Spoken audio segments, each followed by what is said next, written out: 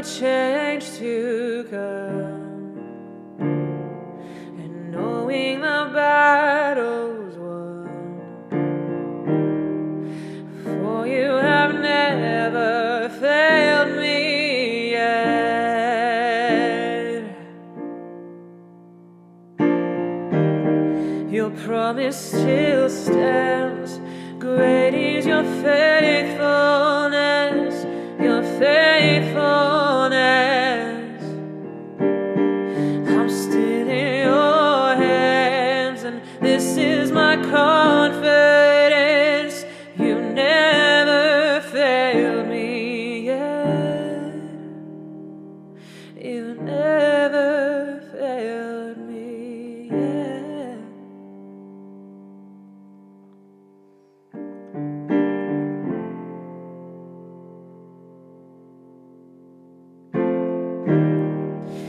I know the night won't last, and your word will come to pass, and my heart will sing your praise again.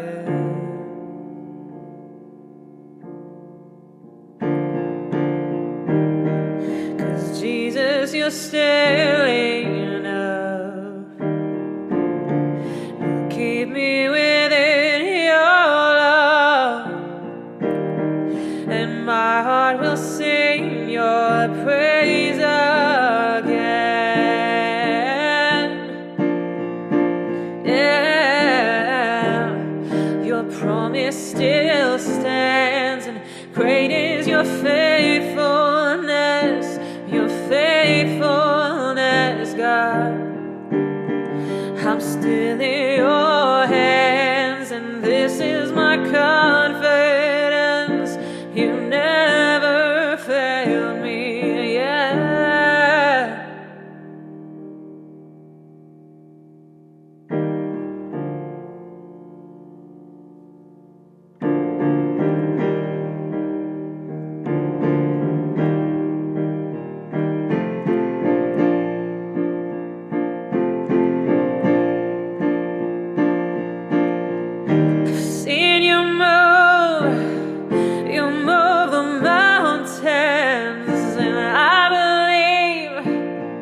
I'll see you do it again. You made a way where there was no way, and I believe I'll see you do it again. I've seen you move the mountains, and I believe I'll see you do it again. You made a way where there was no way, and I believe I'll see you do it again. Yeah. See you do it again.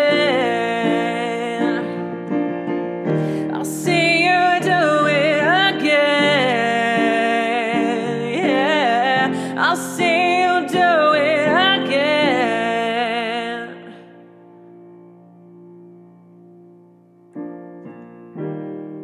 Your promise still stands. Great is your faithfulness, God. I'm still in your hands, and this is my confidence.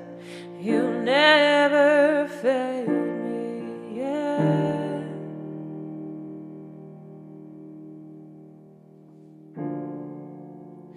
I never will forget.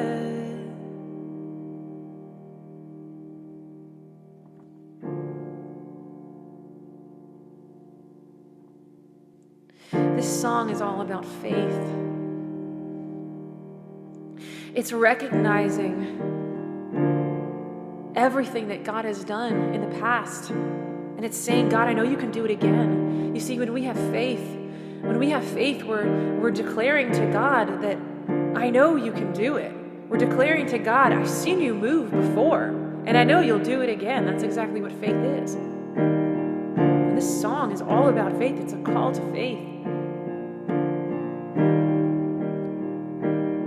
You know, there's areas of our lives where we look at our circumstances and we remember the promises of God, and they're just not lining up. You know, the promises of God and our circumstances, they don't mirror each other. And we're like, what are you doing, God? What are you doing? You know, my circumstances should be looking like your promises. But that's the whole thing. That is the whole point of faith. Hebrews 11:1, faith is the substance of things hoped for and the evidence of the unseen. If you could see it, it's not faith. That's the whole point of faith. It's the whole point. And God does that. I notice God does that. Sometimes He allows your circumstances to look nothing like His promises. You know, Sarah was barren. Sarah was completely barren. He allows your circumstances to look nothing like His promises, just to test your faith. Just to see, are you going to sway? Are you going to break? Are you going to shake?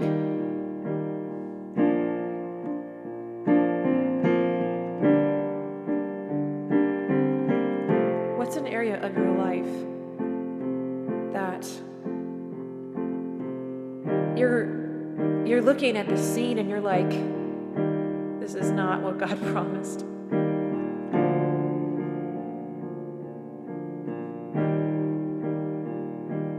Because in those situations, the scene doesn't supersede God's promises. The test of faith is actually if you can get your circumstances to take a back seat to God's promises, to God's word of truth, to everything that God declares to be true in His Bible. I pointed to my pink Bible, not to the pillow. But that's the whole point of faith, is that the circumstances have to take a back seat to God's word. You know, that's faith. That's faith. So I encourage you in a call to faith from this song. What is one area of your life where it just doesn't line up to what God is saying? And I urge you and I encourage you to keep believing God's word, because God's word is truth. God's word is true. And we know, because we look at all of his works, everything He's done for Israel in the Old Testament, you know, parting the Red Seas, that was sort of like the gold standard. And we always reference that. We always look back on that. We look at all of His deeds in the Old Testament lined out, you know, and the New Testament too. And we say, God, I see what You've done. And you can say this with me over your circumstances. God, I see what You've done. I see what You've done in my own life. I see what You've done for Israel. I saw You part those Red Seas. I see it right here in Your word. And Your word is truth, and I believe it.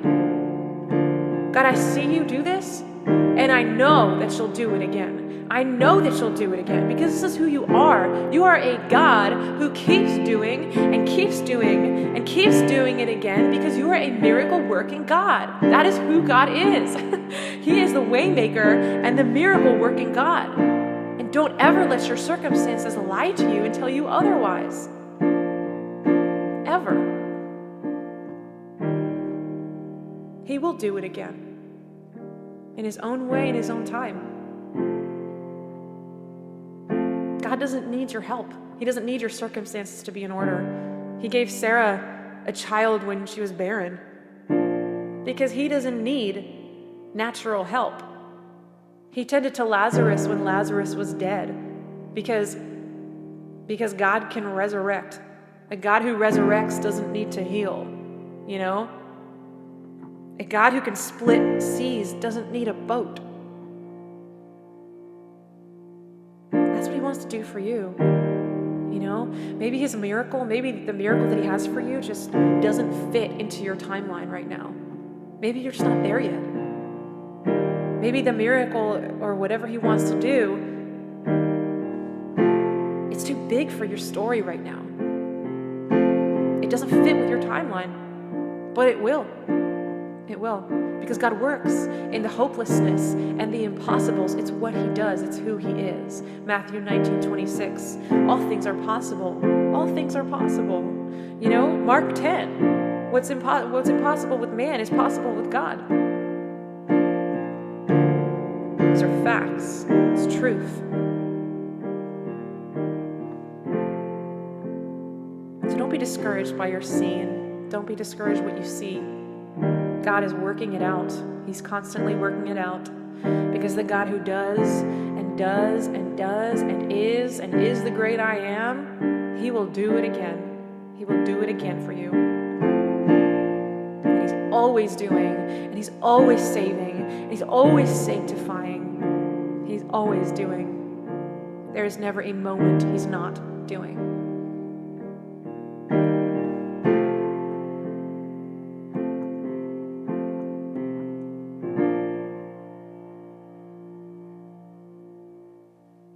God bless you guys.